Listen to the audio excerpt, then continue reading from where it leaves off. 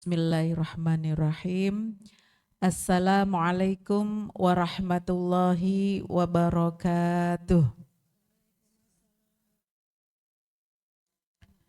Alhamdulillahi rabbil alamin wa bihi nasta'in ala umurid dunya waddin.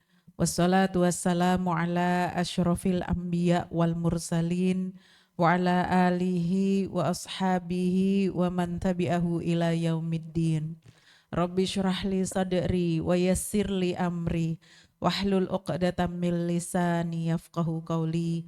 Rabbana zidna ilman nafi'a warzuqna amalan shaliha.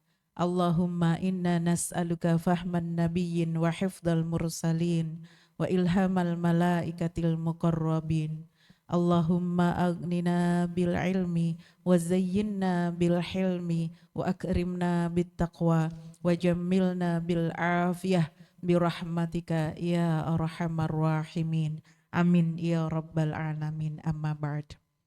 Ibu-ibu sekalian, jamaah Majelis Taklim Sabtu Pagi Masjid Al-Aqsa yang saya cintai karena Allah Subhanahu wa taala, mudah-mudahan Allah senantiasa memberikan keberkahan untuk kita semuanya. Allah jauhkan keburukan-keburukan, baik keburukan-keburukan yang berasal dari diri kita, keburukan yang berasal dari orang lain, keburukan yang berasal dari makhluk-makhluk Allah Subhanahu wa taala. Mudah-mudahan Allah senantiasa melindungi kita.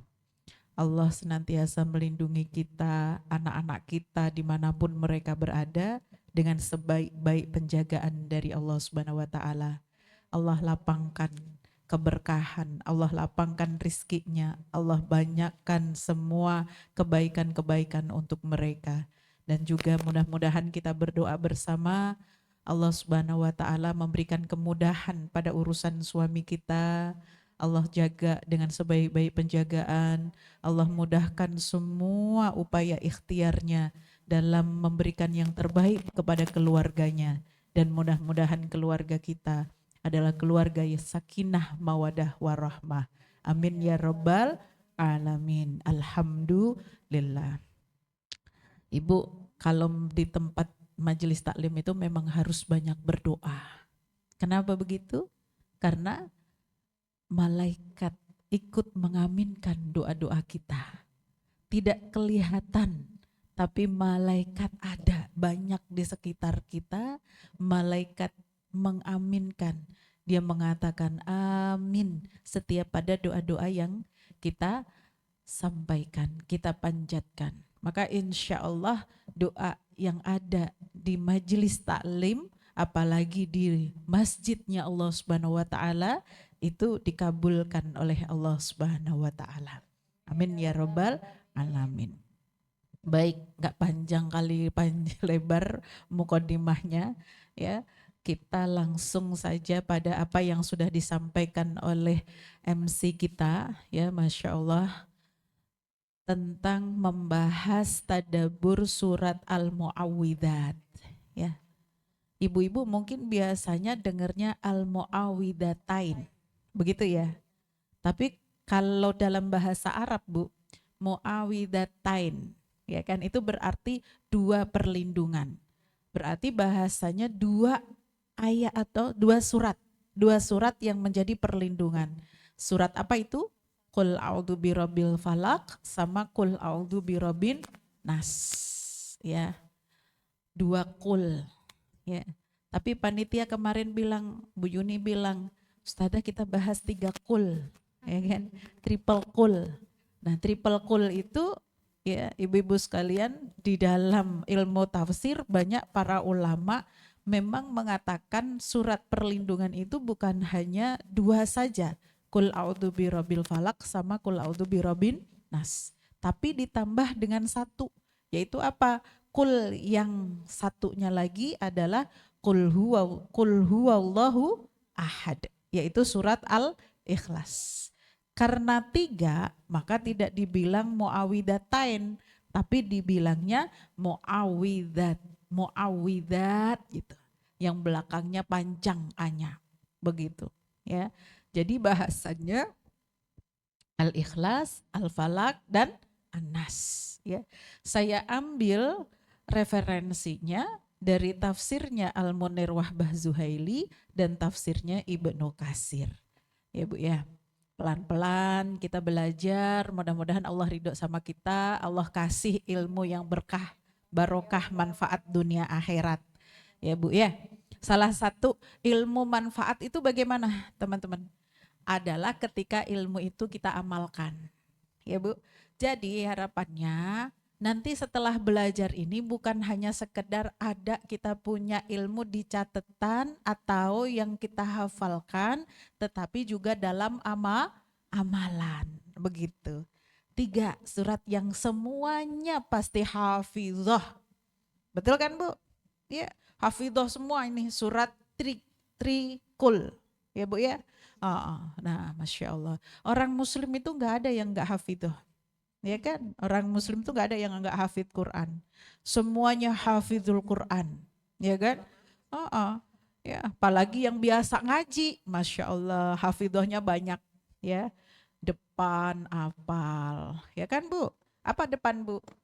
Al-Fatihah, betul. Ya, saya yakin ibu-ibu Al-Baqarah juga apal.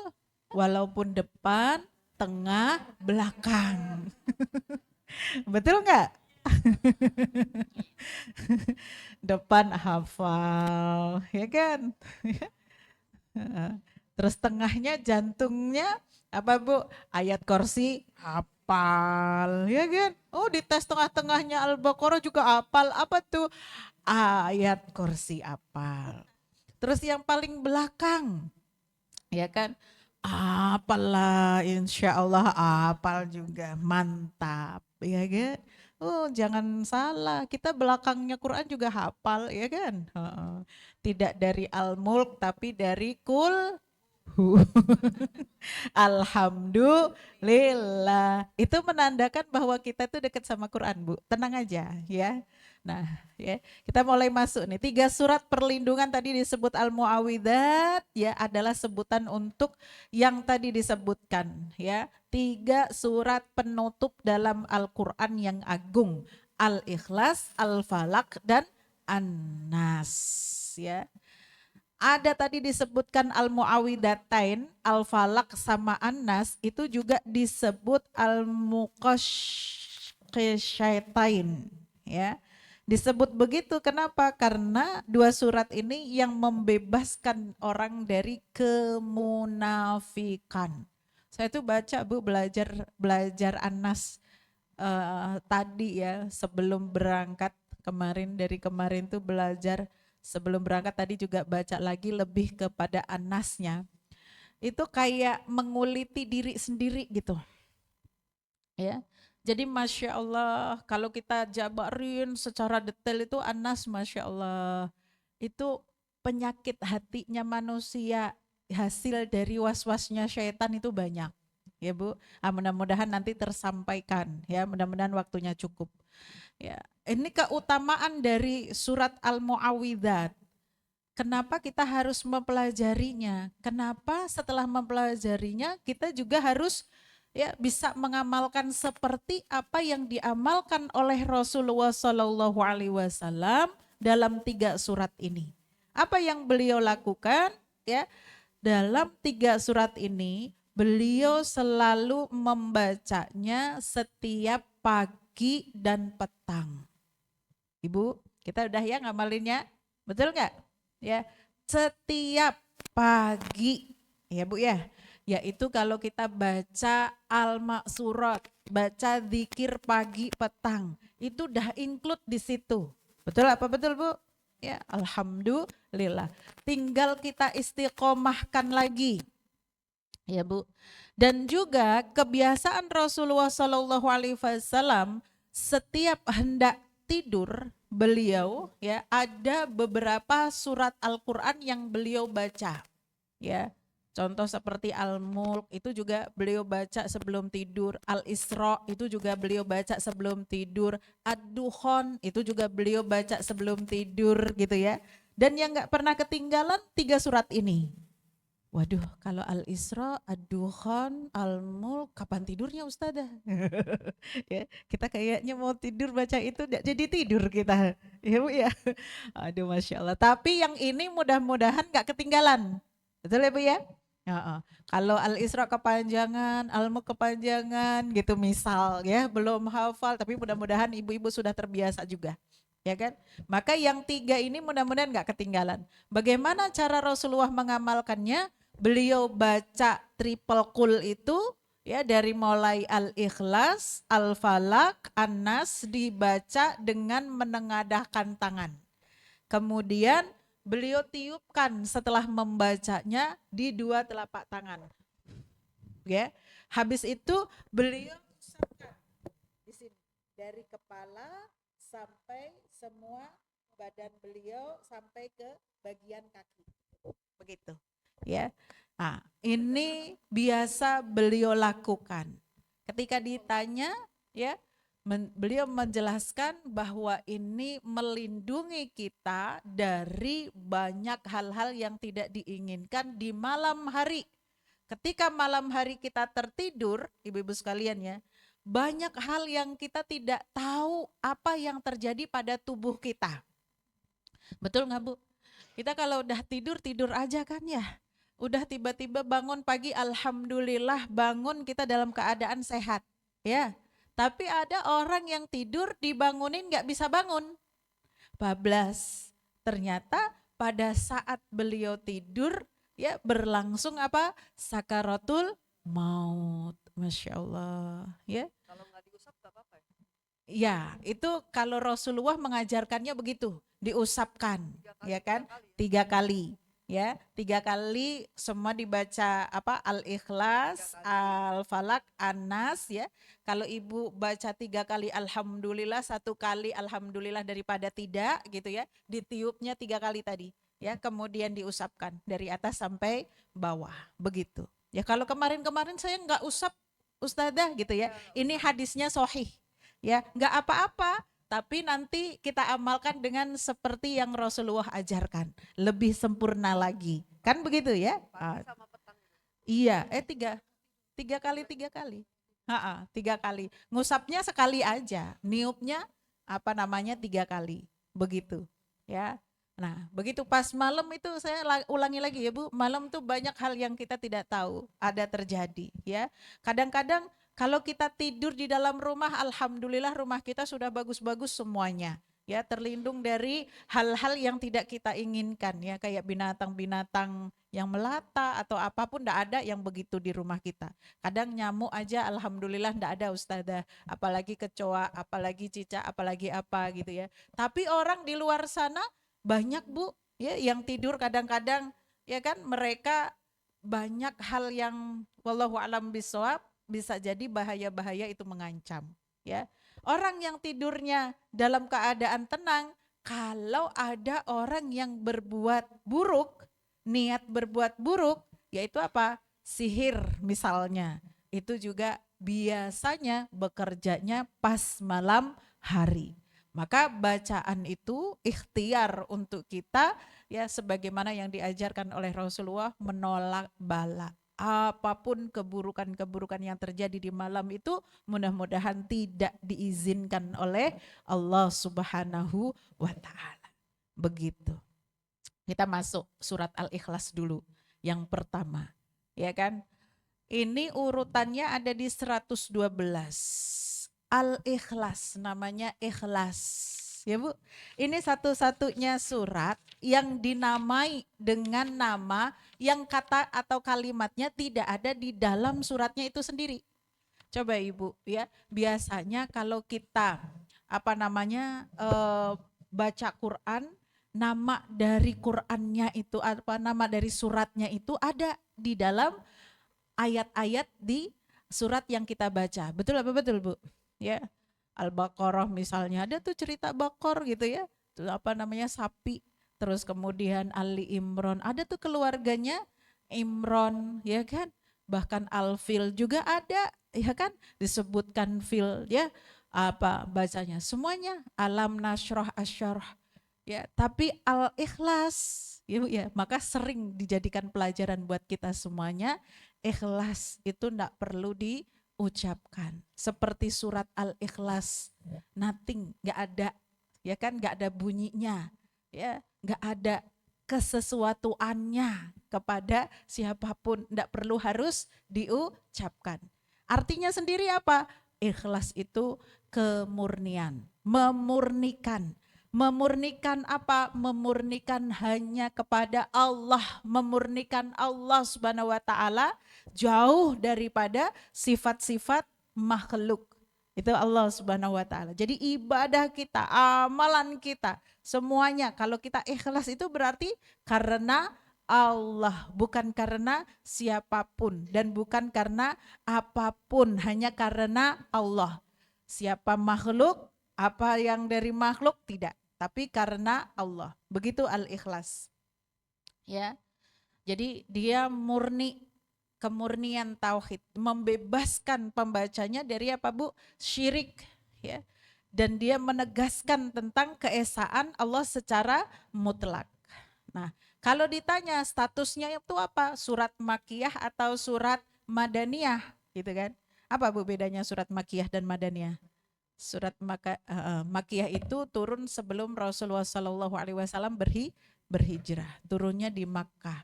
Biasanya itu tentang akidah. Nah, ini betul pas surat Al-Ikhlas itu ya masuk kategori itu. Orang Arab, Bu, orang musyrik itu kenal sama Allah. Ya, kalimat Allah tuh sering terungkap dalam lisan mereka di masa ketika Rasulullah SAW sebelum berdakwah maupun ketika Rasulullah berdakwah. Jadi apa yang terjadi dengan masyarakat Mekah? Mereka menyekutukan Allah. Mereka bikin Tuhan-Tuhan tandingan.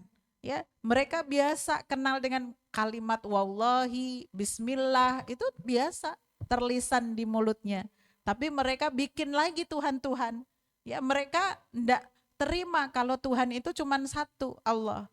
Makanya Rasulullah Shallallahu Alaihi Wasallam diperintahkan oleh Allah Subhanahu Wa Taala untuk memurnikan sesembahan mereka, kembali lagi hanya kepada Allah Subhanahu Wa Taala, dikenalkan ya sama Allah Subhanahu Wa Taala al-haq, ya betul-betul hanya Allah, tinggalkan Tuhan-Tuhan itu. Maksudnya begitu, ya.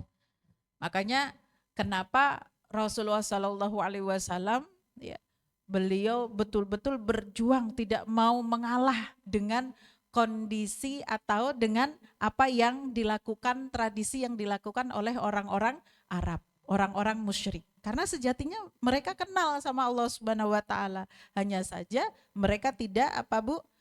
Tidak memurnikan Allah Subhanahu wa taala. Nah, kemudian kalau kita belajar tadabur itu ada yang istilahnya asbabun nuzul. Asbabun nuzul itu apa, Bu? Sebab turunnya surat, sebab turunnya ayat. Ya, ada riwayat dari Ubay bin Ka'ab. Ini diriwayatkan oleh Imam Ahmad dan Tirmidzi, ya, juga ya Ibnu Jarir. Ya, tentang sebab turunnya surat Al-Ikhlas. Kaum musyrikin dulu datang ke Rasulullah Shallallahu Alaihi Wasallam, mereka berkata, ya, hei Muhammad, sifatilah Tuhanmu kepada kami. Ya, seperti apa Tuhanmu itu? Maka turun surat apa namanya Al-Ikhlas.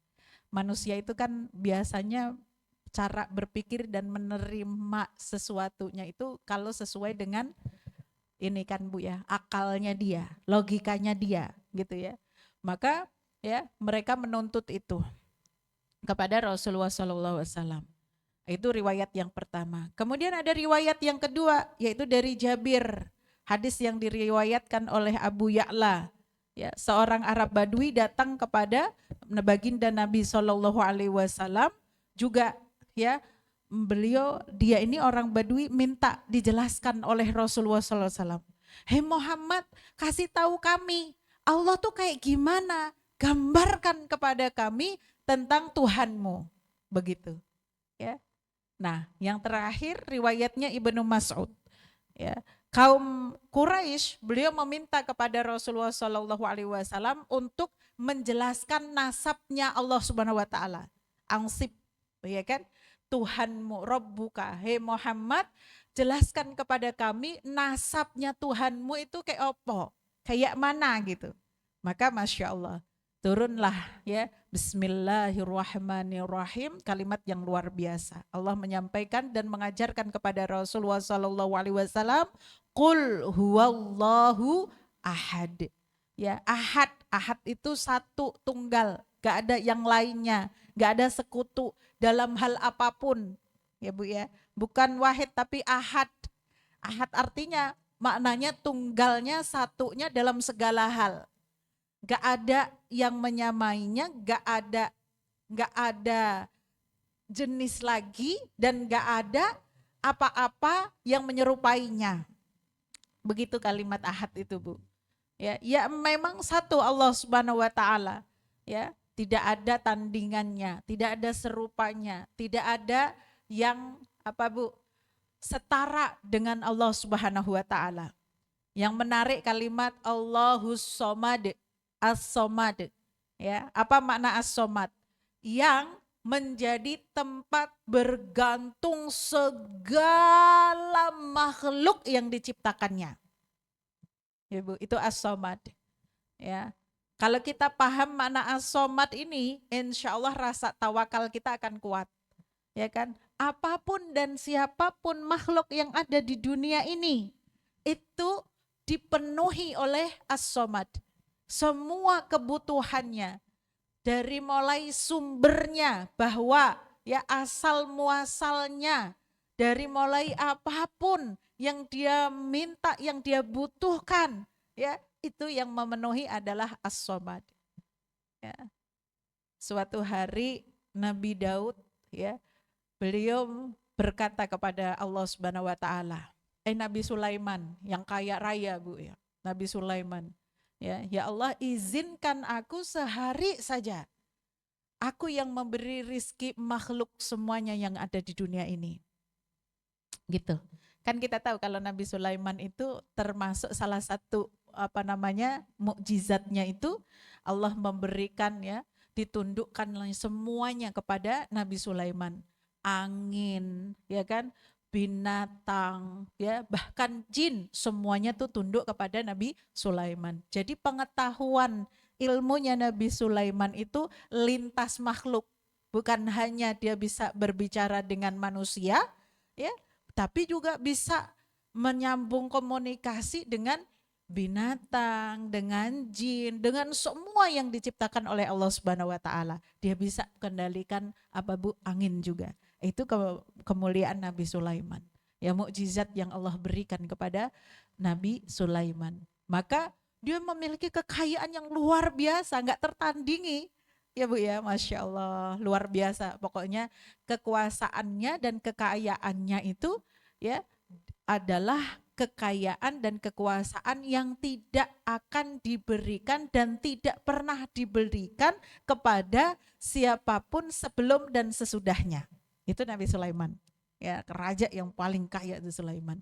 Ya, maka dia minta sama Allah Subhanahu wa taala, sekali ya Allah, biarkan aku, ya, memberikan makan semua makhlukmu. Ya kan? Sok atuh bahasa kita. Sok atuh gitu kan. Nah, kemudian apa yang beliau lakukan Bu? Pertama-tama dia kasih makan ikan di lautan. Begitu ternyata ikan di lautan itu dikasih makan semua sama dia, ternyata hartanya habis. Sudah habis. Dan itu belum selesai. Gitu. Masih ada lagi yang belum dikasih makan. Akhirnya dia minta, dia istighfar, taubatan nasuha kepada Allah Subhanahu wa taala. Ya Allah, ya ampuni ya Allah gitu. Padahal dalam hadis, ya, dalam sebuah hadis Rasulullah menyampaikan kepada kita, ya kan, andaikan semua manusia dari pertama sampai manusia terakhir dia meminta kepadaku, ya kan, kata Allah Subhanahu wa taala dalam sebuah hadis qudsi, ya, kemudian semua permintaannya aku berikan tanpa ada satu pun yang tidak aku berikan, apapun permintaannya itu, maka itu tidak akan mengurangi apa-apa yang ada dari diriku. Itu Allah Subhanahu wa taala. Makanya kalau kita ya Allah merasa merasa nggak yakin dengan Allah Subhanahu wa taala, ya Bu, asal jangan ketahuan Allah aja. Bisa Bu. Ya. Takutnya kalau ketahuan sama Allah, Allah tersinggung kayak Oma Bu. Ya kan? Maka berlaku kalimat ana fi dzonni abdi. Betul kan? Aku itu ada pada prasangka hambaku gitu. Ya, bahaya kan Bu ya? Kalau kita berpikir, aduh, ya Allah kabulkan nggak ya doaku? Lah, ya kan? Bahaya tuh Bu. Ya, kenapa? Karena gitu berarti sudah tidak yakin atas kebaikan Allah Subhanahu wa taala kepada kita. Itu kan bahaya, Bu. Ya kan? Apalagi kalau aduh nanti rezekiku gimana ya? Gitu. Kalau aku udah pensiun, aku makan apa ya? Hati-hati. Iya kan? Berarti itu kan kita tidak merasa memiliki Allah Subhanahu wa taala yang memenuhi semua kebutuhan kita.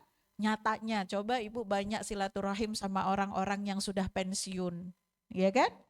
Apakah kemudian setelah pensiunnya dia kemudian terlunta-lunta, tidak bisa makan, tidak punya rizki, gitu kan? Dan bagaimana pola rizki yang datang kepada kita, ya kan? Kadang-kadang kita tuh dibuat oleh Allah Subhanahu wa taala ya. Walaupun suami kita tuh ngasih banyak duit, kalau dihitung secara matematika, ini kenapa masih kurang ya angkanya? Betul enggak, Bu? Kadang-kadang tuh begitu. Nah, ini yang ya kan kita sambil curhat gak apa-apa ya Bu. Ya, tapi dan itulah hebatnya Allah Subhanahu wa taala. Kadang-kadang kita ngitung masih ada kurang-kurang pun ternyata pas kita jalani Masya Allah ada aja jalan keluar dan ternyata yang kita pikir tadi kurang ternyata masih apa Bu? Sisa, masih ada saldonya. Kan Masya Allah betul nggak? Ah, itulah kalau kita itu betul-betul ya melibatkan Allah dalam segala urusan kita. Yakin aja as-somad, Allahus somad. Dan ini ibu-ibu tidak melulu dengan menggunakan logika. Harus memiliki keyakinan yang luar biasa sama Allah Subhanahu wa taala. Begitu. Ini kalimat ini kalau didebat pakai ilmu logika, ya kan ya Bu ya. Oh Ustazah kalau kita mah nggak bekerja, nggak ini, nggak itu, gitu kan ya. Ah itu semua Bu wasilah. Nanti panjang tuh judulnya. Ya kalau kita bahas di situnya. Ya bagaimana ikhtiar itu adalah wasilah dan Allah Subhanahu wa taala yang memerintahkan kita untuk ikhtiar. Tidaklah dikatakan tawakal. Kalau kita modelnya punya onta dibiarkan tanpa diikat. Sementara kita berharap ontanya masih tetap ada di situ nungguin kita. Enggak begitu caranya tawakal. Ya kan Bu? Jadi kalau kita turun dari onta, ya kita berharap ontanya masih di situ, maka ikatlah sekuat-kuatnya ikatannya. Kan begitu? Ya. Maka jangan sampai kita bawa motor, kita bawa mobil gitu. Ah tawakal kepada Allah. Enggak kita kunci, enggak kita gembok. Ya salah, bukan begitu judulnya. Ya Bu.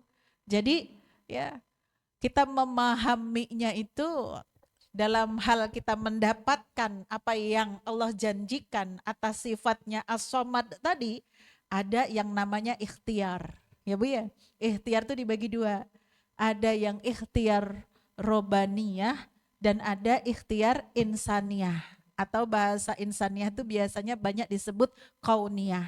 Ya.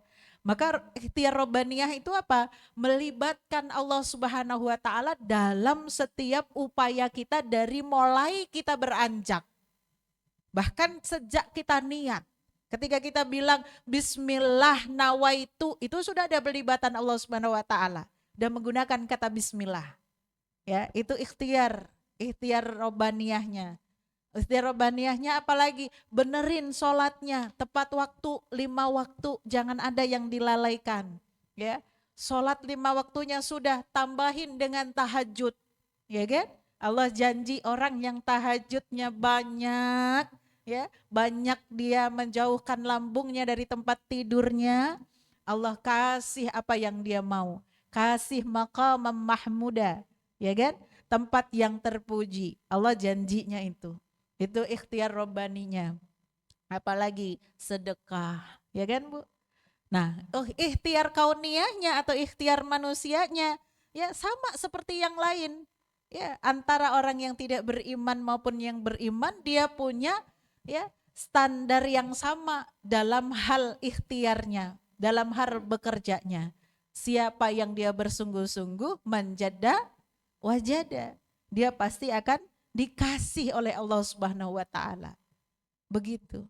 Jadi itu ilmu yang juga harus dipahami. Ya, as-somad sempurna semua kebutuhan makhluk. Jadi sumber semua kebutuhan makhluk. Ya, sempurna dalam segala sifat. Tidak butuh makan, tidak butuh minum, tidak membutuhkan siapapun. Itu Allah Subhanahu wa taala. Dalam memberikan apapun kepada makhluknya, dalam pemenuhan kebutuhan kepada makhluknya, Allah tidak butuh itu semuanya. Manusia kalau dia nggak makan, dia nggak bisa bekerja, betul nggak Bu? Ya, jadi memang kalau kita berbicara tentang sifatnya manusia itu tidak sama dengan Allah Subhanahu Wa Taala. Ya Bu ya, maka jangan sampai menyamakan Allah Subhanahu Wa Taala dengan manusia. Ya, nggak pakai logika, logikanya di mana kalau bisa membuat semuanya ini padahal dia nggak makan, nggak pakai logika. Kalau kita masih berbicara makan, minum, tidur, ya kan, hamil, melahirkan, ya kan, dilahirkan, mati, hidup, menyusu, itu semua kita berbicara tentang sifatnya makhluk. Sementara Allah yang menciptakan semua makhluk itu tidak butuh tidur, tidak butuh pasangan, tidak butuh makan, tidak butuh minum, gak butuh apapun seperti manusia yang butuhkan. Itu Allah Subhanahu wa taala. Sehebat itu Bu Tuhan kita. Itu Allah Subhanahu wa taala yang selalu ada sama kita. Maka jangan dinafikan keberadaannya, jangan diragukan keterlibatannya. Jangan diragukan dalam hidup kita. Ibu cukup yakin aja. Bismillah. Begitu. Pasti Allah kasih yang terbaik. Itu. Bismillah ya Allah. Pasti Allah bersamaku. Bismillah ya Allah. Yang penting kita ingat Allah. Betul enggak? Ya. Yang penting kita selalu ingat Allah, kita mintanya sama Allah. Jangan minta yang lain. Jangan aneh-aneh. Ya kan? Ya, ini kadang-kadang ya Masya Allah, saya kadang-kadang Bu kalau mengingatkan kita untuk senantiasa Bu dimurnikan agamanya betul-betul dibersihkan akidahnya dari syirik gitu ya. Saya kadang-kadang menganggap terlalu husnudzon sama jamaah. Kenapa? Ya saya menganggap ibu-ibu kalau udah ngaji mah insya Allah lah ndak ada berpikir ngalor ngidul mau pergi ke dukun kah, mau pergi ke Gunung Kawi kah, gitu nggak ada lah yang berpikir begitu, betul nggak Bu ya? Tapi Bu subhanallah loh, saya mendapati loh Bu, ada yang cerita judulnya ya ustazah gitu ya, begini dan begitu dan anu, intinya dia terjebak dalam kehidupan apa Bu? Ya kemusyrikan, kesyirikan tadi. Kenapa faktornya? Enggak tahan, enggak sabar dengan kesulitan hidup. Enggak sabar dia diuji oleh Allah Subhanahu wa taala. Subhanallah, na'udzubillahi min dzalik. Makanya tema-tema yang seperti ini memang harus sering-sering disampaikan untuk menasehati kita. Ya, kemarin saya sampaikan ya sama ibu-ibu yang lain, saya bilang begini, Bu. Ya, dosa satu-satunya dosa yang kalau di dalam hati kita ada terbersit itu sudah dihitung sebagai dosa. Kalau dosa itu kan ya kalau niat kita belum kita lakukan itu nggak dihitung dosa kan Bu ya. Ya. Tapi ini nih satu-satunya dosa baru terbersit dalam hati saja, ya kan? Belum dilakukan pakai perbuatan gitu ya. Itu sudah dihitung sebagai dosa. Ya, apa Bu itu? Syirik, dosa syirik. Ya, maka hati-hati. Zaman sekarang kalau kita lihat ada si fulan, fulanah, dia pergi ke sana ambil pesugihan apa segala macam, jangan sampai ada kita mau kita bercanda maupun kita dalam hati pikiran, ih enak banget ya. Ih enak banget ya. Ternyata cuman pergi ke Gunung Kawi doang dapatnya segitu. Enggak, naudzubillahi min dalik. Enak banget ya. Kasih tumbal begitu ujuk-ujuk langsung kayak enggak. Naudzubillahi min dalik. Itu contoh, ngasih contoh dan itu tidak boleh. Itu pakai lamhatul fikr. Apa tuh Bu lamhatul fikr? Selebatan di kepala kita, selebatan di hati kita. Kayak begitu aja itu enggak boleh Bu. Walaupun kita bercanda enggak boleh. Ya apalagi ikut-ikutan ngetik tuh di apa namanya di medsos kita. Ya kan? Ya, dia mah kaya dari ini. Terus nadanya nada iri gitu misalnya. Ya kan? Nada kayak kitanya juga kayak pengen begitu misalnya. Ih naudzubillah min dzalik. Jangan Bu. Istighfar. Ya, syahadah lagi. Kenapa? Karena itu ternyata dosa yang membuat Allah murka sama kita. Ya, itu dosa syirik dalam hati itu sudah dihitung syirik. Ya, itulah yang dikatakan Allah Maha Pencemburu. Ya kan? Allah nggak rela, nggak ridho. Ya kan? Hambanya itu ya menduakan, mendustakan Allah. Ya, lam yalid walam yulad walam yakul lahu kufuwan ahad. Ya, maka saya tadi mengatakan ya, beranak, hamil, melahirkan, menyusui itu sifatnya manusia. Kalau kita masih berbicara dilahirkan, ya kan, dimatikan, ya, dihidupkan, itu manusia, bukan Tuhan, gitu. Ya, siapa yang menghidupkan, siapa yang mematikan, itu baru Allah, ya kan? Kalau yang hidup, yang mati, yang lahir, yang menyusui, bahkan dia punya sifat lemah, ya Bu. Dia punya sifat lemah, mesti harus diopenin ibunya, mesti harus disusui, mesti harus dibantu dan sebagainya. Bayi itu kan begitu, ya kan? Maka itu bukan Tuhan. Maka kalau ada yang menuhankan yang lemah yang diciptakan oleh Allah Subhanahu wa taala, betapa murkanya Allah Subhanahu wa taala. Ya, suatu kali nanti di hari akhir digambarkan oleh Rasulullah SAW dalam hadis yang panjang ketika cerita tentang hari di mana manusia dibangkitkan oleh Allah Subhanahu wa taala, manusia rame-rame mendatangi nabi-nabi mereka, ya. Dari mulai Nabi Adam didatangi, Nabi Nuh didatangi, sampai Nabi Isa didatangi. Nabi-nabi itu tidak bisa memberikan syafaat kepada manusia. Semua mengatakan dan semua merasa ya khawatir dengan kondisi keadaan mereka sendiri. Ya kan? Maka ketika semuanya datang kepada Nabi Isa, ketika Nabi Nuh menyuruh datanglah ke Nabi Isa, Nabi Adam menyuruh datanglah ke Nabi Nuh, dan begitu pun seterusnya sampai Nabi Nuh menyuruh datang ke Nabi Isa alaihissalam. Datang ke Nabi Ibrahim nggak boleh, datang ke Nabi Ibrahim disuruh datang ke Nabi Isa. Nabi Isa kemudian ya beliau mengatakan begini, aduh bagaimana dengan diriku sendiri, aku juga khawatir dengan nasib diriku. Hari ini bukan urusanku untuk ngurusin umat lagi. Ya, apa yang dia khawatirkan, apa yang beliau khawatirkan, karena dulu aku pernah dituhankan oleh siapa? Umatku. Dulu umatku menyembah aku dan ibuku, menuhankan aku dan ibuku. Aku khawatir dengan kondisiku. Itu Nabi Isa alaihissalam. Ya, Masya Allah. Maka alhamdulillah umatnya Nabi Muhammad sallallahu alaihi wasallam dan kita alhamdulillah memiliki keimanan yang dari masa Nabi pertama sampai Nabi terakhir itu dijaga. Apa Bu? Yaitu memurnikan Allah Subhanahu wa taala. Walam yakullahu kufuwan ahad. Gak ada yang bisa menyamai. Ibu-ibu ya, kalau kita hanya upleknya di rumah gitu ya, itu kayak merasa ya kita tentang kebesaran Allah Subhanahu wa taala itu pandangannya bisa jadi kita sempit. Tapi kalau ibu-ibu yang hobinya jalan, ya kan? Jalan-jalan tuh keluar gitu, ya, dari mulai naik mobil, naik kapal, naik pesawat, ya Bu ya. Lihat dunia dari atas ya, Apalagi kalau jalannya antar itu Bu, antar planet, ya kan? Ya, wah Masya Allah, itu kita bakal melihat bagaimana kebesaran Allah Subhanahu Wa Taala, luar biasa, ya. Maka seringlah asah rasa kita, ya.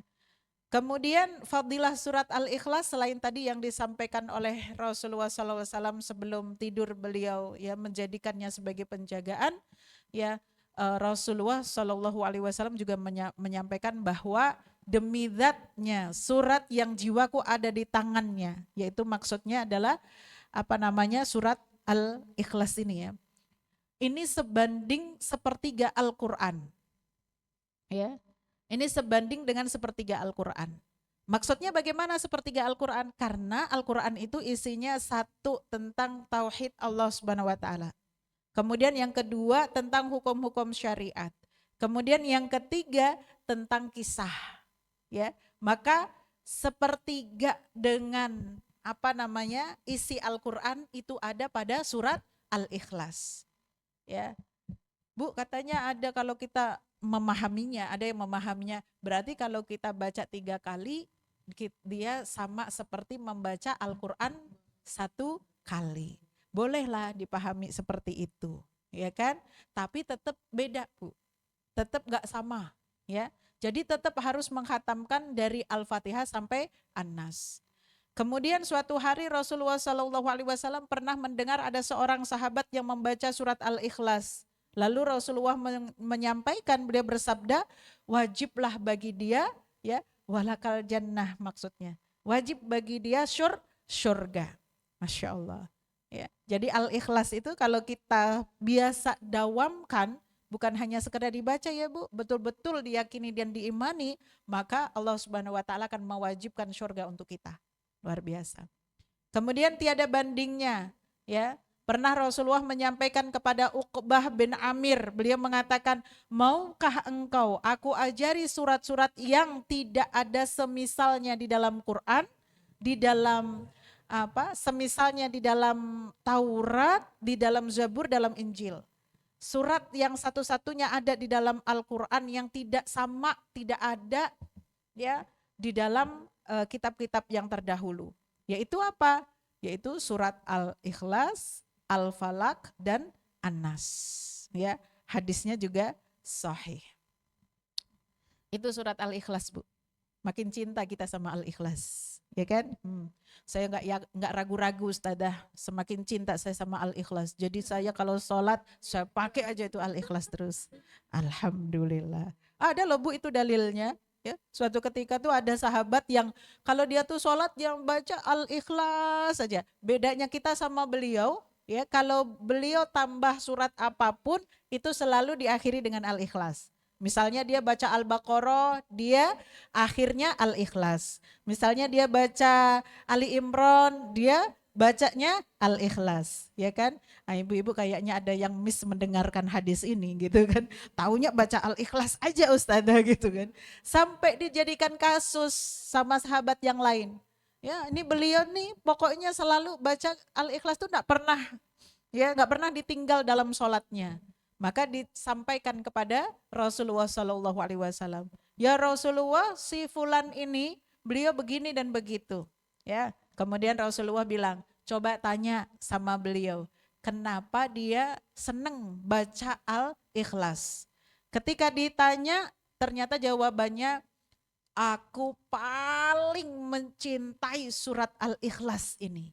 Ya, surat Al-Ikhlas itu paling aku cintai dari semua surat-surat yang ada. Aku cinta sama surat-surat yang lain, gitu ya. Tapi paling aku cintai. Kenapa? Karena dengan Al-Ikhlas itu aku semakin mengenal Tuhanku.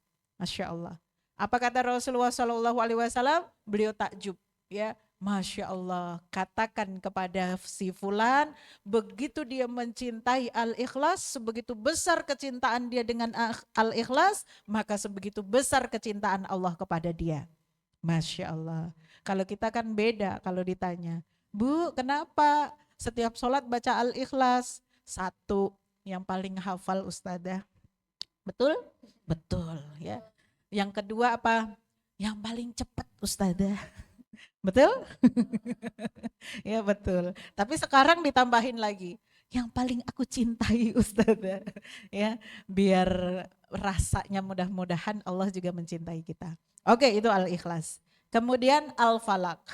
Al-Falaq itu artinya subuh, fajar. Ayatnya ada 5. Ya, mayoritas ulama berpendapat dia juga, ya kan, surah Makkiyah. Tapi ada seperti Ibnu Abbas dan Qatadah, beliau mengatakan bahwa ini surat Madaniyah.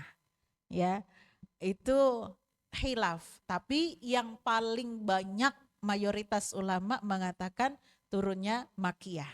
Ya, ada 5 yang kita sudah hafal semuanya suratnya. Kisahnya dimulai dari asbab nuzulnya kisah sihir Labid bin Al-Aqsam.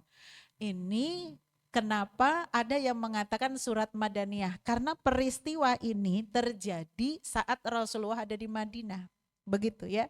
Jadi ada seorang Yahudi bernama Labid bin Al-Aqsam. Dia ini menyihir Rasulullah. Dia guna-gunain Rasulullah.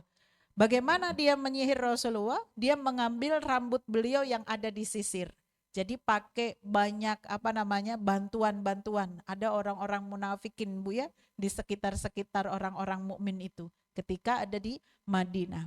Nah, kemudian ya dia masukkan itu rambut Rasulullah SAW dalam pelepah kurma dengan 11 ikatan ya setiap rambutnya dimasukkan ke dalam pelepah kurma diikat sampai 11. Lalu ditenggelamkan di sumur Bani Zuraik ya, yaitu Bani Darwan ya.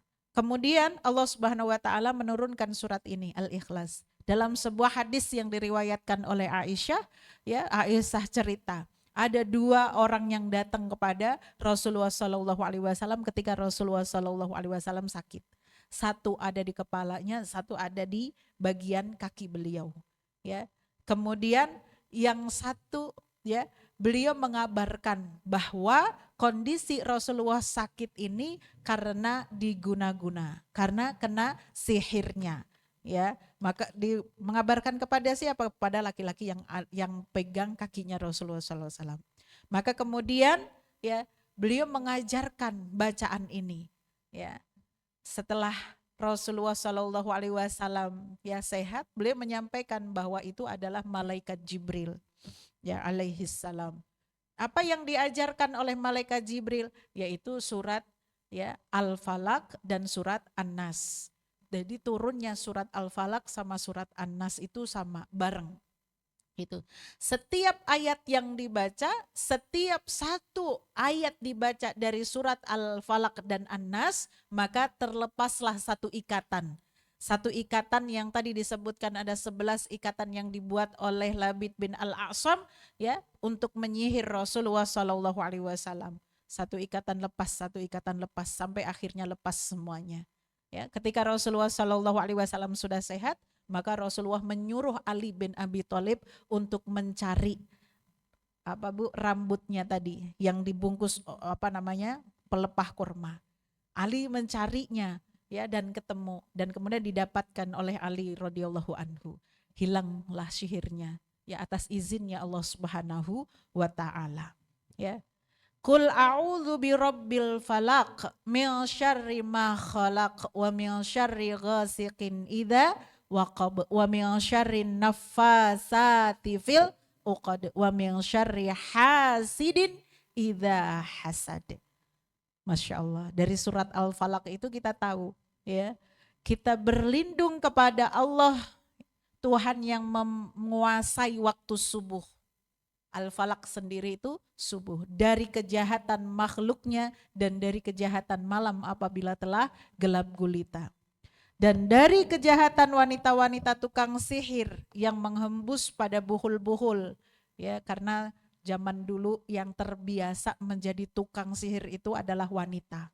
Sampai di masa Rasulullah Shallallahu Alaihi Wasallam Bu, orang-orang Yahudi itu masih banyak mendatangi tukang-tukang sihir atau dukun bilangnya, ya, dukun-dukun wanita. Dan itu biasa mereka didatangi untuk memutuskan permasalahan mereka.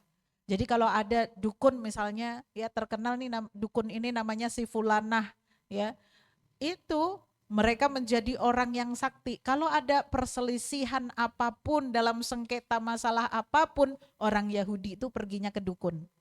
Ya Bu, kita nggak boleh begitu. Orang Muslim nggak boleh begitu. Ya, itu pekerjaan orang Yahudi, orang kafir. Ya, nah Allah Subhanahu Wa Taala sudah jelas-jelas melarang kita. Dan dari kejahatan orang yang dengki apabila ia dengki. Ya, Masya Allah, surat Al-Falaq sama surat An-Nas. Surat Al-Falaq ini ya Bu ya, walaupun kelihatannya ya kan kita itu berlindung kepada jin yang dijadikan alat manusia untuk mencelakai kita, tetapi gitu ya Bu ya, kalau kita perhatikan secara detil gitu ya, ini juga perlindungan kita dari keburukan manusia, keburukan makhluk Allah Subhanahu Wa Taala, ya, yang didasari dari sifat hasud, sifat dengki. Maka hati-hati dengan orang yang memiliki perasaan atau apa Bu, hati yang penuh dengan hasud.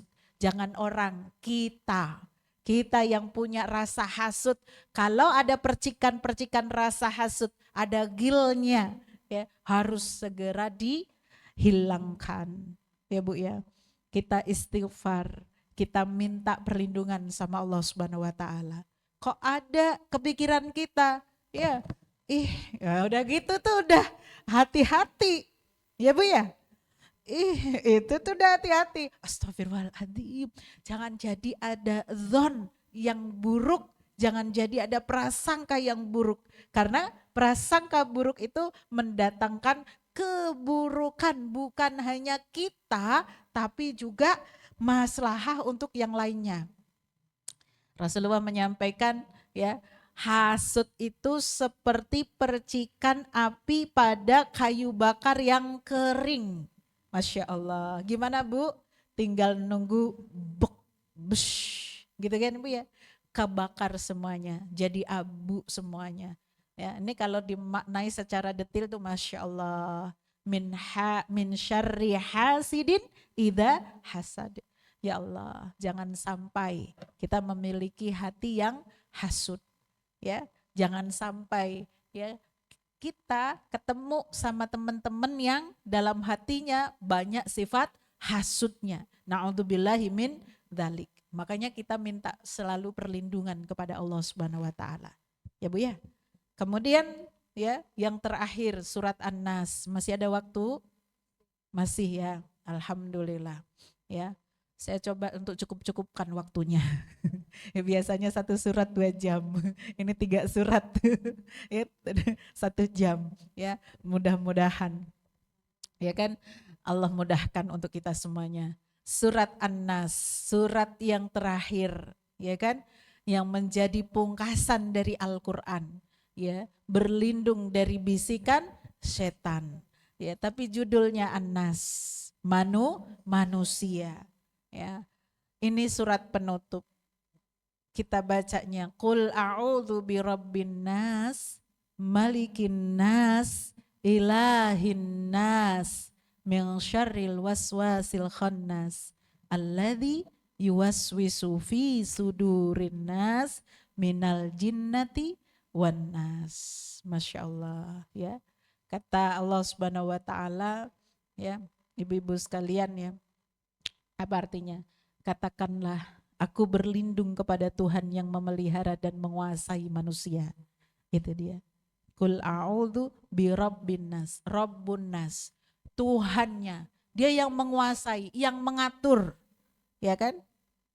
Terserah Allah ngaturnya kayak gimana. Maka kayak gitu aja Bu, urusan kita mah begitu aja. Terserah Allah, ya Allah, engkau ngaturnya kayak gimana. Saya yakin apapun yang engkau atur pasti baik buat aku. Apapun yang engkau berikan padaku pasti baik untuk aku. Ya, itu Rabbun Nas. Ya Bu ya. Nah, itu nyambung dengan makna as-somad tadi. Kalau kita paham itu, tawakal kita insya Allah benar. Ya, Malikin Nas, Tuhannya, rajanya manusia. Yang namanya raja, dia bisa memutuskan, ya Bu ya, terserah aku mau dibikin mancung hidungnya, mau dibikin pesek, mau dikasih rezeki segini, mau dikasih rezeki segono, mau dikasih usia segini, mau dikasih usia sebegitu, mau dilahirkan di sini, mau dilahirkan di sana, mau aku bagaimana, kan itu takdir, ya kan, terserah aku. Ya, itu Allah Maha memutuskan di dunia maupun di akhirat. Ilahin nas, Tuhannya manusia. Jangan sekali-kali ambil Tuhan yang lain selain daripada Allah. Karena sejatinya memang tidak ada Tuhan selain daripada Allah Subhanahu wa taala. Ya Bu, ini harus diperhatikan. Ya. Jadi ta'abudnya kita, ibadahnya kita, semua amal yang kita lakukan lillahi ta'ala, hanya untuk Allah Subhanahu wa taala. Jangan sekali-kali untuk si fulan, jangan sekali-kali untuk fulana, jangan sekali-kali untuk A B C D, jangan. Ya Bu ya. Kalau itu yang kita lakukan, Allah gak butuh sama amal kita. Na'udzubillahi min dzalik, ya. Min syarril waswasil khannas. Ya, kita berlindung kepada Allah dengan 3 sifat yang tadi disampaikan, yang kita sampaikan. Dari apa? Dari bisikan, ya Bu ya. Dari kejahatan bisikan setan yang biasa bersembunyi, ya. Alladzi yuwaswisu fi sudurin nas. Dia sering ke dada manusia. Selalu apa? Ada yuwaswisnya, ya kan? Minal jinnati wan nas. Menariknya itu. Hati-hati, bukan hanya ya dari kalangan jin, tapi juga dari kalangan manusia. Ternyata surat ini mengajarkan kepada kita untuk apa Bu? Berhati-hati minta perlindungan kepada Allah Subhanahu wa taala, bukan hanya minta perlindungan dari kalangan jin, tapi juga minta perlindungan dari golongan manusia. Manusia yang bagaimana? Tadi yang di atas, ya kan? Yang hasud, karena kebencian, keburukan, permusuhan dan apa segala macam itu diawali dari rasa hasud. Suatu kali Rasulullah SAW bersabda, "Ma minkum min ahadin illa qad wukila bihi qarinah." Tiada seorang pun dari kamu melainkan telah ditugaskan terhadapnya qarin. Qarin itu apa? Teman setan yang mendampinginya. Jadi kemana-mana itu sudah ada langganan yang bertugas untuk apa? Untuk membujuk, apa Bu? Ya, membuat dia supaya ya ingkar kepada Tuhannya. Jadi caranya setan, cara jin untuk menyesatkan manusia itu begitu. Setiap kali bayi yang lahir langsung ada penugasan, kamu ini temennya, kamu yang nemenin itu gitu. Populasi jin sama manusia itu banyakan jin Bu, ya kan? Jadi manusia itu kadang-kadang itu satu manusia dia bisa dikerubutin banyak setan. Kenapa?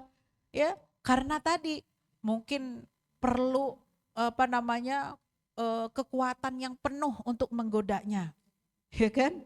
Ya, tapi ada juga yang satu setan aja sudah meringankan tugas dia ya, sudah nggak perlu effort kerja keras gitu kan? Kenapa? Karena sudah terbiasa dengan keburukannya, ya Bu ya. Ya, contoh misalnya, Ibu kalau Ibu punya keinginan untuk ngaji, baru pegang Quran itu udah banyak setan yang datang sama Ibu. Iya. Yang satu bilang gitu ya, niupin mata kita gitu kan. Yang satu bilang ya tadi di telinga kita bisikin, itu cucian piring masih banyak gitu kan. Ya, banyak banget. Yang satu lagi yang was-was banyak banget lah pokoknya. Sampai kita baca a'udzubillahi minasyaitonirrajim gitu kan. Kita buktikan sama Quran kita kalau kita mau lebih betah sama Quran daripada ngedengerin bisikan-bisikan setan itu, baru itu setannya kabur satu-satu. Ya kan? Kalau enggak itu dari awal-awal tuh setan tuh udah banyak. Makanya kadang-kadang kita lihat Quran, bisa loh orang mau ngaji udah ngelihat Quran belok gak jadi diambil itu Quran. Bener gak Bu? Ada ya begitu ya? Ya. Ada setan yang selalu mendampingi dia. Kemudian Rasulullah Shallallahu Alaihi Wasallam gitu ya, beliau juga mengatakan ketika ya para sahabat mendengar tadi yang disampaikan, para sahabat bertanya, apakah juga termasuk engkau ya Rasulullah? Jawab beliau, naam, illa annallaha a'anani alaihi fa aslama fala ya'muruni illa bi khair. Iya, aku juga termasuk manusia juga kan gitu ya. Tetapi hanya saja Allah membantuku dalam menghadapinya. Ya, akhirnya ia jin atau setan yang bertugas ya menggoda Rasulullah Shallallahu Alaihi Wasallam itu dia masuk Islam. Ya, maka ia tidak memerintahkanku kepadaku kecuali hanya kepada kebaikan. Nah, Rasulullah mampu berdakwah kepada jin korinnya. Nah, tugas ibu-ibu berarti ya kan sama ini ya bertugaslah apa namanya menjadilah dai pada jin korinnya kita. Jadi nggak usah ditakutin karena memang fitrahnya begitu ya. Manusia itu selalu berhadapan begitu gitu. Emang bisa Ustazah? Bismillah. Ya, bagaimana caranya ya setan itu kata kata apa Rasulullah Bu, setan itu mengalir ke dalam tubuh anak Adam melalui aliran darahnya. Dan sesungguhnya aku merasa khawatir bila dilemparkan sesuatu, maksudnya prasangka buruk ya ke dalam hati kamu berdua. Artinya apa? Sama-sama punya kerja sama antara dirinya sama setannya ini sudah jadi apa? Bestian. Itu khawatir ya. Tapi ada hal yang membuat kita merasa ya kan merasa bahagia ketika dalam sebuah hadis ya walaupun ini hadisnya gharib tapi membuat kita menjadi termotivasi bagaimana sih cara kita mengalahkan setan ya Bu ya. Sesungguhnya setan itu meletakkan belalainya di hati anak Adam. Jika anak Adam mengingat Allah maka bersembunyi, setannya bersembunyi takut. Ya, dan jika ia lupa kepada Allah maka setan itu menelan hatinya, artinya menguasainya. Maka itulah yang dimaksud dengan bisikan setan yang tersembunyi. Maksudnya bagaimana? Inilah kenapa kita itu diperintahkan oleh Allah Subhanahu wa taala untuk senantiasa mengingat Allah Subhanahu wa taala. Ya kan? Ingatlah aku, maka aku akan mengingatmu. Pertama, hikmah kita senantiasa mengingat Allah itu ya, kita bisa menekan tadi keberadaan was-wasnya setan dalam diri kita. Ya Bu ya. Kemudian apalagi manfaat kita berzikir membuat kita hatinya tenang. Ya kan? Kemudian apalagi faedahnya kita berzikir membiasakan yang keluar dalam lisan kita itu adalah lafal-lafal yang baik. Yang ada dalam pikiran kita itu adalah apa Bu? Semua yang baik, lafal-lafal yang baik. Maka otak alam bawah sadar kita terbiasa dengan kalimah thayyibah. Begitu. Ya, maka manfaatnya zikir begitu. Begitu kita mengingat Allah, setannya kecil. Makanya kita diajarkan dalam segala hal ya yang kita lakukan awali dengan bismillah. Makan, minum biar setannya nggak ikutan makan. Ya kan Bu? Biar setannya nggak ikutan minum. Sampai mohon maaf berhubungan dengan suami kita ya. Jangan lupa berdoa. Minta perlindungan kepada Allah Subhanahu wa taala supaya tidak ada andil setan di sana. Begitu. Emang begitu? Iya. Ya. Setan itu Bu yang korin itu ya, dia mengikuti semua aktivitas manusia kecuali dia apa? Mengucapkan doa. Ya, maka kalau kita melibatkan Allah, ya, dia hilang. Dia nggak jadi ikut kita. Itulah pentingnya kenapa makanya kita dari kecil itu diajarkan mau ke kamar mandi baca doa. Ya, dan kamar mandi bagian yang tubuh apa ya Bu, basah-basah begitu tuh senengnya setan. Senangnya setan di situ ya. Kemudian mau makan, mau minum, mau berhubungan, mau kemana? Ibu mau kemana? Mau tempat-tempat yang kayaknya agak-agak ya serem, ya kan? Minta perlindungan kepada Allah Subhanahu wa taala. Mudah-mudahan Allah senantiasa ridho kepada kita semuanya gitu ya Bu ya.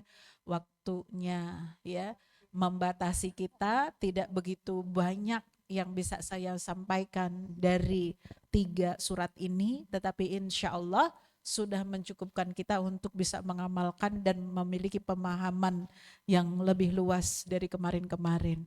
Ya mudah-mudahan kita bisa mengamalkannya dan mudah-mudahan kita semakin mencintai ayat-ayat Allah Subhanahu wa taala. Al-haqqu mir rabbikum fala takunanna minal mumtarin. Wassalamualaikum warahmatullahi wabarakatuh.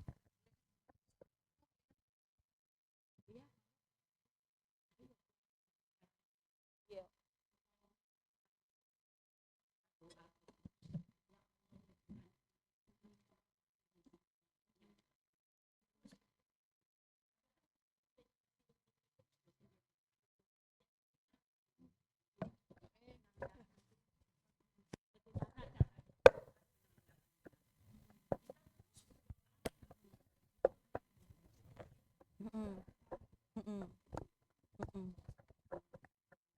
Iya.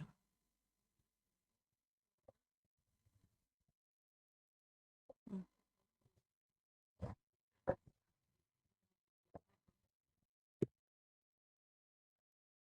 Iya, iya, iya, Bu. Iya, Ibu, kadang-kadang kita itu terjebak sama perasaan akal dan logikanya kita. Ya, sama kayak kita bersikap itu kayak ya, itu kayak menyamaratakan. Ya, kalau kita aja direpotin nggak suka, orang lain juga nggak suka kita repotin. Itu kalau kita berbicara sama orang lain. Tapi kalau sama Allah Subhanahu wa taala beda, ya kan? Allah itu justru ya, mintalah kalian sama aku. Terus mintalah sama aku. Maka Allah suka dimintain. Maka saat justru ketika hamba ini nggak mau minta sama Allah Subhanahu wa taala, dibilang oleh Allah Subhanahu wa taala sombong gitu. Itulah kebalikannya. Ya, beda. Kalau kita sama orang lain ini kalau minta ya Bu ya, kalau dimintain sekali dua kali masih oke. Tapi kalau berkali-kali gitu ya, itu kok orang enggak ada yang suka, enggak ada yang mau gitu kan. Dimintain terus-terusan enggak ada yang mau ya. Tapi Allah tidak. Sekalipun ibu sudah dikasih banyak rizki sama Allah Subhanahu wa taala, ibu tetap minta pun apa-apa. Begitu. Dan ibu ingat, rizki yang Allah titipkan kepada kita dengan banyak Allah anugerah itu tidak diberikan kepada sembarangan umat, tidak diberikan kepada setiap orang. Maka faddalallahu ba'dukum ala ba'd itu termasuk pada bagian rizki. Ya, Allah mengutamakan, Allah memang memilih ada hamba-hambanya yang diberikan kelebihan dibandingkan yang lain. Kalau itu kelebihan harta, ibu harus paham untuk apa harta yang banyak ini dititipkan oleh Allah kepadaku. Maka kita kenali kayak Utsman bin Affan itu ya, seingin apapun dia pengen miskin, tapi Allah tidak menghendaki dia miskin. Jadi kaya terus, jadi kaya terus, jadi kaya terus. Karena memang Allah mentakdirkan dia untuk memiliki kekayaan banyak. Maka Utsman tahu untuk apa kekayaannya, ya. Maka dia yang jadi support system dalam perjuangan dakwahnya Rasulullah. Ibu pikir berapa banyak harta yang harus dikeluarkan untuk biaya perang? Ya, berapa banyak harta yang harus dikeluarkan untuk memberikan makan pasukan perang yang jumlahnya bisa sampai ribuan orang. Berapa banyak onta-onta atau kuda-kuda yang harus dibeli untuk pergi perang. Itulah tugasnya orang-orang kaya. Ya, jadi kalau ibu kaya, jangan berhenti minta rezeki sama Allah, tetap minta rezeki sama Allah Subhanahu wa taala. Tapi ibu harus tahu, minta juga sama Allah, ya Allah tunjukkan kemana aku belanjakan rezeki yang engkau berikan kepadaku. Paham Bu? Ya, insya Allah ibu tidak dikatakan sebagai orang yang maruk, tidak dikatakan sebagai orang yang tidak tahu diri, tidak dikatakan sebagai orang yang rakus ketika mintanya tetap sama Allah Subhanahu wa taala. Justru Allah senang. Allah mau. Allah suka. Allah cinta sama ibu. Ya. Allahu Akbar. Oke. Masya Allah. Sama-sama. Yuk. Izin Ustazah mau nanya. Mm-mm. Tadi kan sebaiknya sebelum kita tidur tadi baca 3 qul gitu ya. Mm-mm. Syukur-syukur ditambah ayat kursi, kemudian sholawat dan sebagainya. Mm-mm. Terus kalau tengah malam tuh kita pipis ya. Mm-mm. Nah itu apakah perlu diulang lagi membaca itu atau itu sudah melingkupi dari malam sampai pagi gitu, Mm-mm. Ustazah? Kalau tengah malam ibu bangun pipis, ya kan, ibu jangan cuma istinja, ya. Ibu kemudian habis istinja, ibu wudhu. Begitu ibu balik lagi, jangan langsung ke kasur, jangan langsung ke selimut. Apa yang harus dilakukan? Sholat tahajud. Sebelum masuk waktunya tahajud, ya Bu, waktu tahajud itu bisa di awal waktu, di tengah waktu, atau di akhir waktu. Ya kan? Jadi nggak harus akhir waktu. Ya, tapi kalau kita membiasakan akhir waktu gitu ya, enggak apa-apa. Kalau misalnya kita mau tidur lagi, nungguin nanti biasanya jam berapa? Biasanya jam 3. Sementara bangun kita jam 2, pipis dulu. Ya, Bu, biasakan kalau habis istinja tetap wudhu. Ibu tetap tidur lagi, ya. Tidur lagi, kalau ibu mau mengulangnya itu alhamdulillah. Ya, karena gini Bu, filosofi orang tidur tuh begini. Kemarin tuh saya diajarin ya sama Ustadz itu begini. Orang tidur itu seperti orang yang ya diambil nyawanya oleh Allah Subhanahu wa taala. Ya kan? Ya iya, memang diambil nyawanya oleh Allah Subhanahu wa taala. Nah, fase mau tidur itu kita kayak fase melepas nyawa kita. Gitu. Ya, fase melepas nyawa kita.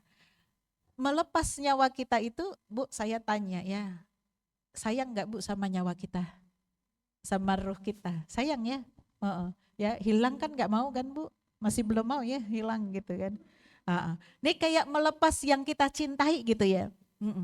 Kan kalau melepas yang kita cintai itu seperti kalau dia lagi bepergian, orang mau tidur tuh kan orang mau bepergian ya, kayak orang bepergian aja gitu ya. Jadi ya kan, kalau kita sayang itu melepasnya itu kan pakai dada-dada dulu gitu kan ya Bu ya. Pakai kita pamitan dulu gitu, cipika-cipikinya dulu gitu. Nah, filosofinya kalau mau tidur ketika mau lepasnya ruh kita itu harusnya gitu ya. Karena tadi kita bilang sayang, maka pakailah satu ya, ritual dada-dadanya. Kan nggak begini-begini kan kita. Maka ritualnya itu tadi ya, baca ayat kursi, baca ini baca itu gitu. Ya, kenapa? Karena dia akan melepas. Nah, tadi udah kebangun nih. Kebangun berarti kan dalam kondisi kita udah dibalikin lagi tuh ruhnya kita. Terus kemudian kita mau tidur lagi gitu kan ya. Maka lebih baiknya kita lepas lagi dengan keadaan ya membuktikan kecintaan dan sayangnya kita dengan dia. Baca lagi minimal ya Bu ya, misalnya tadi Al-Mu'awwidzat atau ayat kursi atau apa yang kita bisa baca. Bu, biasanya kalau kayak gitu tuh baru kita baca sedikit udah langsung tidurnya. Kalau belum selesai bagaimana? Innamal a'malu biniyat, insya Allah diselesaikan sama malaikat. Begitu, wallahu a'lam bishawab. Satu lagi Ustazah, kalau untuk baca 3 qul itu setelah selesai sholat itu hadisnya sahih. Sahih, ada hadisnya tadi kelewat ya, nggak disampaikan ya. Dan Rasulullah itu ya itu termasuk amalan yang disampaikan oleh yang dilakukan oleh Rasulullah SAW. Beliau terbiasa membaca ya Al-Mu'awwidzat itu setelah setelah sholat ya. Ini pun kadang-kadang kita mengamalkannya, kadang-kadang tidak gitu ya. Tapi itu ada hadis yang sahih diriwayatkan oleh beberapa para ulama hadis terkait dengan apa yang tadi disampaikan, bahwa Rasulullah beliau biasa membaca ya Al-Mu'awwidzat ya pada ya fiduburis sholat. Fiduburis sholat itu maksudnya apa? Setelah sholat, dari habis salam. Habis salam itu apakah ada zikir atau enggak? Ya, ada zikir, ada doa itu jelas Bu. Yang menjadi khilaf itu kan dikencengin berjamaah itu kan yang khilaf kan. Tapi masalah zikir dan doa itu jelas. Ya, maka salah satu zikirnya Rasulullah itu adalah Al-Mu'awwidzat itu. Wallahu a'lam bishawab. Ada lagi Ibu? Cukup? Cukup ya. Ibu mohon Alhamdulillah. dipimpin doa. Ya. Baik ibu-ibu sekalian, kita sama-sama berdoa mudah-mudahan kita bisa dimudahkan oleh Allah Subhanahu wa taala untuk mengamalkan apa yang kita pelajari hari ini, dan mudah-mudahan kita jadikan ya ayat-ayat ini zikirnya untuk kita semuanya. Amin ya rabbal alamin. A'udzubillahi minasyaitonirrajim. Bismillahirrahmanirrahim. Alhamdulillahirabbil alamin. Hamdan yuwafi ni'amahu wa yukafi'u mazidah. Ya Rabbana lakal hamdu kama yanbaghi li jalali wajhika wa 'azimi sultanik. Allahumma salli ala sayyidina Muhammad wa ala ali sayyidina Muhammad kama sallaita ala sayyidina Ibrahim wa ala ali sayyidina Ibrahim. Allahumma ighfir lana wa liwalidayna wa li jami'il muslimina wal muslimat wal mu'minina wal mu'minat wal ahya'u minhum wal amwat. Allahumma ansur man nasarad din wansuril mujahidina fi Palestin wa fi Gaza wa fi kulli anha'il alam. Allahumma la tada' lana dhanban illa ghafartah wa la hamman illa farajtah wa la hajatan min hawaijid dunya wal akhirah illa qadaitaha ya arhamar rahimin. Rabbana hab lana min azwajina wa dzurriyyatina qurrata a'yun waj'alna lil muttaqina imama. Allahumma rzuqna tilawatal Qur'an ana al-laili wa atrafan nahar waj'alil Qur'ana rabi'a qulubina waj'alil Qur'ana syafi'an lana fid dunya wal akhirah waj'alna ya Rabbana min ahlika al-khasa waj'alna ya Rabbana min ahlil Qur'an wa min dzurriyyatina. Rabbana atina fid dunya hasanah wa fil akhirati hasanah wa qina adzaban nar. Allahumma adkhilnal jannata ma'al abrar wa adkhilnal jannata ma'a rasulikal karim sallallahu alaihi wasallam. Amin ya rabbal alamin.